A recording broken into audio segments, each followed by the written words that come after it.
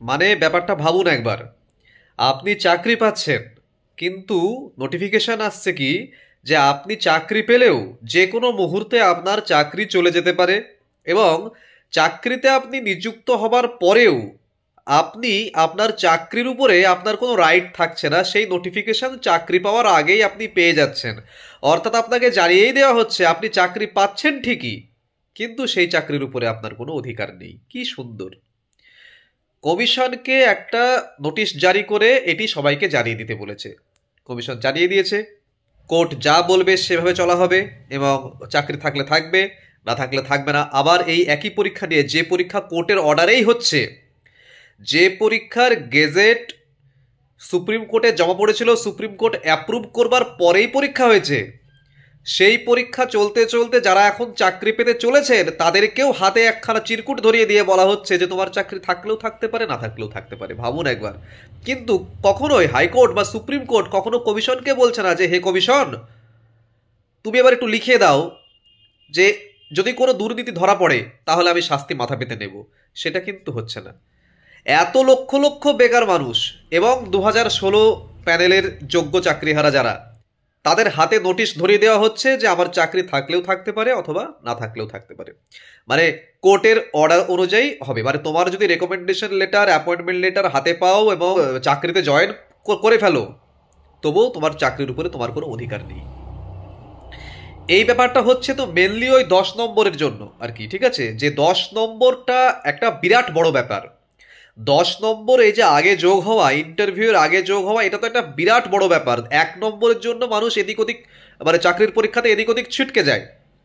সেখানে 10 নম্বরের যে ব্যাপারটা, সেই 10 নম্বর আগে যোগ হলে এক ধরনের প্যানেল, আর আর পরে যদি যোগ হয় সেটা কিন্তু খুব একটা একটু এদিক ওদিক হবে না প্যানেলের। গোটা প্যানেল একদম খোল নলচে পাল্টে যাবে।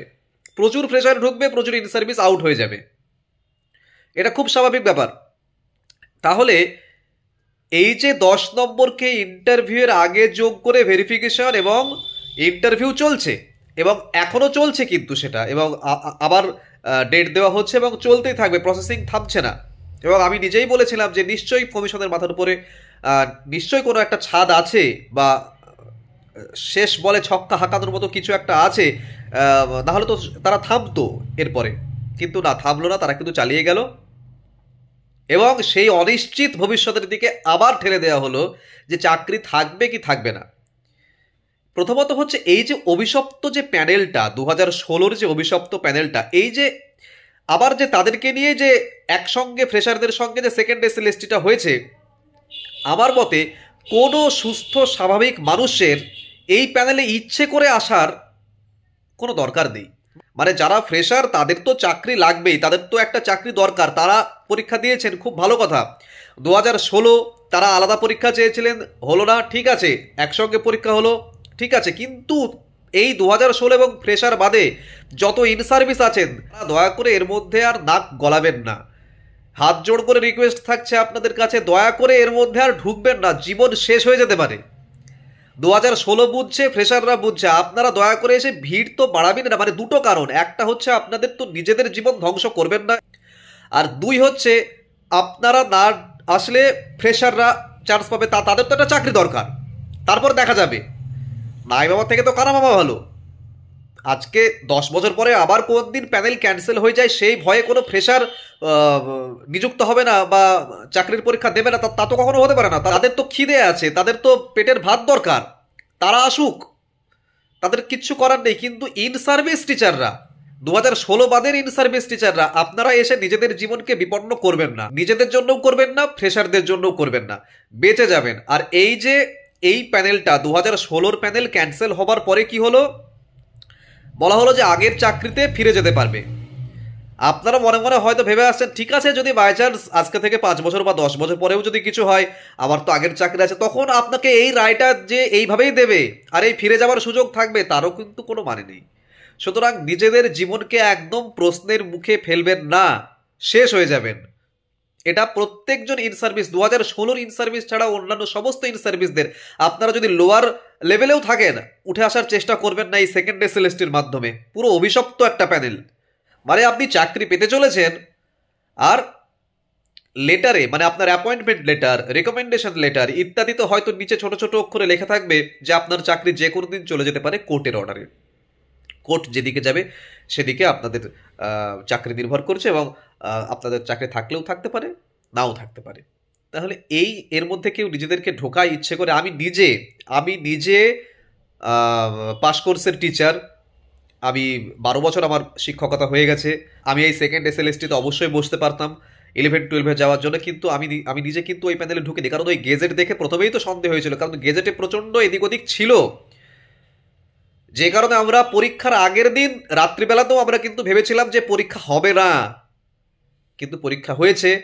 যাই হোক, এটুকু বলার যে ওই অ্যাপয়েন্টমেন্ট লেটার বা রেকমেন্ডেশন লেটারে ওই কথাটা লেখা থাকবে বলেই, এবং এই নোটিফিকেশন আপনাদের ধরিয়ে দিচ্ছে বলেই তারপরে চাকরি যে চলে যাবারই সম্ভাবনা, এরকম ভাবার কিন্তু কোনো কারণ নেই।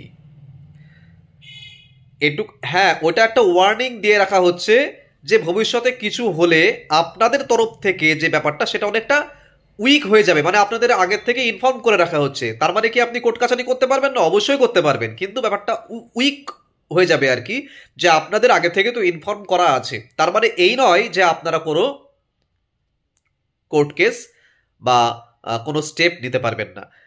আমি এটা মানে আমি জানি না ভুল বলছি কিনা, মনে হয় এর আগে কোনো একটা এসএসসিতে এরকম হয়েছিল যে অ্যাপয়েন্টমেন্ট লেটার বা রেকমেন্ডেশন লেটারে কিন্তু লেখা ছিল, কিন্তু সেই নিয়োগ দিয়ে কিন্তু পরবর্তী ক্ষেত্রে কোনো রকম কোনো প্রবলেমই হয়নি। এই নোটিফিকেশনে মানে ফ্রেশাররা যত বেশি চিন্তিত, তার থেকেও বেশি চিন্তিত 2016 সার্ভিসরা, কারণ একবার তারা বুঝে গেছে যে চাকরি গেলে কি হয়, আবার যদি 5 বছর পরে বা 5 মাস পরে যদি কোনো প্রবলেম হয় সেটা কে সামলাবে সেটা ভেবে কিন্তু তারা আরো বেশি অস্থির। আর ফ্রেশাররা এখনো জানেন না যে চাকরি হারানো কাকে বলে, তো তারা মানে তাদের থেকে 2016 ক্যান্ডিডেটরা কিন্তু বেশি উদ্বিগ্ন এই ব্যাপারটাতে, কারণ তারা ভুক্তভোগী, তারা জানেন। তো এটুকুই বলবো, তো শেষে মানে কনক্লুশনে এটাই বলবো যে যা আছে চলুক, আর কিছু তো করার নেই, কিন্তু পড়াশোনা করতে হবে এবং ওই রেকমেন্ডেশন লেটার, অ্যাপয়েন্টমেন্ট লেটার নিতে হবে। তার নিচে ওই ছোটো ছোটো যদি লেখা থাকে তবুও থাকলেও নিতে হবে। তাই কোনো দিকে না তাকিয়ে ইন্টারভিউয়ের জন্য পড়াশোনা করুন, কিছু একটা ব্যবস্থা ঠিক হবে।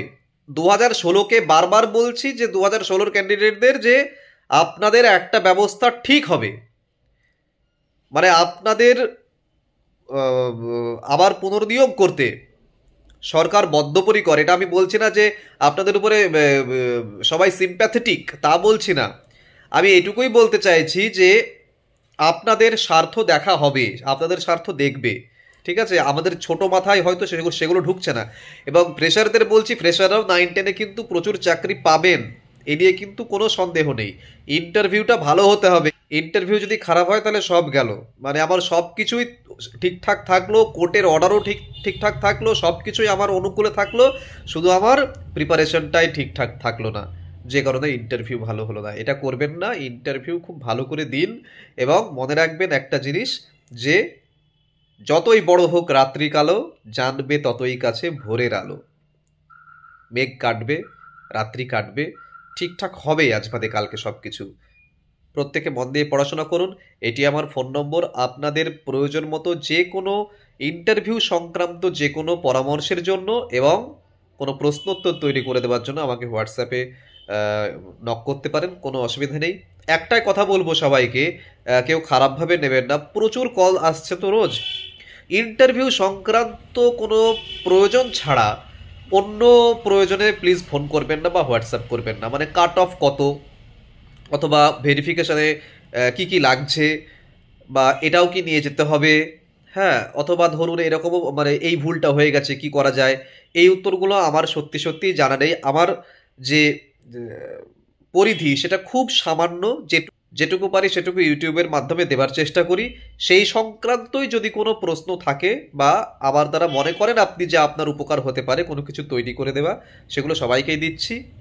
তো সেগুলোর জন্য যোগাযোগ করবেন প্লিজ, অন্য কোনো কারণে অন্য কোনো প্রয়োজনে যোগাযোগ করবেন না। কারণ আমি যদি কনফার্ম না হতে পারি, তাহলে আমি যদি আপনাকে একটা জিনিস বলে দিলাম, নামকা বাস্তে একটা হেল্প করে দিলাম, কিন্তু সেটা যদি ঠিক হলো না, সেটা কি আপনার ভালো লাগবে, নাকি আপনার কাছে যে গ্রহণযোগ্যতা তৈরি হয়েছে আমার সেটা ভালো লাগবে? নিশ্চয়ই নয়। সুতরাং আমি কনফার্ম না হয়ে আমি হেল্প করতেও পারবো না। সুতরাং ফর্ম ফিল আপে কী ভুল হচ্ছে না হচ্ছে, বা এখানে যোগাযোগ করবো কি করব না, এডিট অপশন আবার দেবে কি দেবে না ফর্ম ফিল আপের, এই ধরনের কোনো উত্তর আমার কাছে কিন্তু নেই। কারণ এগুলো কারোর কাছেই উত্তর নেই এগুলোর। ফর্ম ফিল আপের এডিট অপশন দেবে কি না, বা 9-10-এর কবে বেরাবে বলে মনে হচ্ছে স্যার আপনার? আমার মনে হয় আমি কেউ নই। আমি কেউ নই যে 9-10-এর ভেরিফিকেশনের বা ইন্টারভিউয়ের লিস্ট কবে দেবে এটা আহ, বলবার আমি কেউ নই। সুতরাং এইগুলোর জন্য আমাকে প্লিজ নক করবেন না। ইন্টারভিউ সংক্রান্ত যে কোনো প্রয়োজনে আছি, কোনো অসুবিধা নেই। ভালো থাকুন। ইন্টারভিউর ভিডিও কিন্তু আমি রোজ দিচ্ছি, সেগুলো খুব ভালো করে লক্ষ্য করুন, এবং আরও যদি কিছু প্রয়োজন হয় আমাকে হোয়াটসঅ্যাপে জানান, কমেন্ট করুন, কোনো অসুবিধা নেই। ভালো থাকবেন, দেখা হচ্ছে পরের ভিডিওতে। টাটা।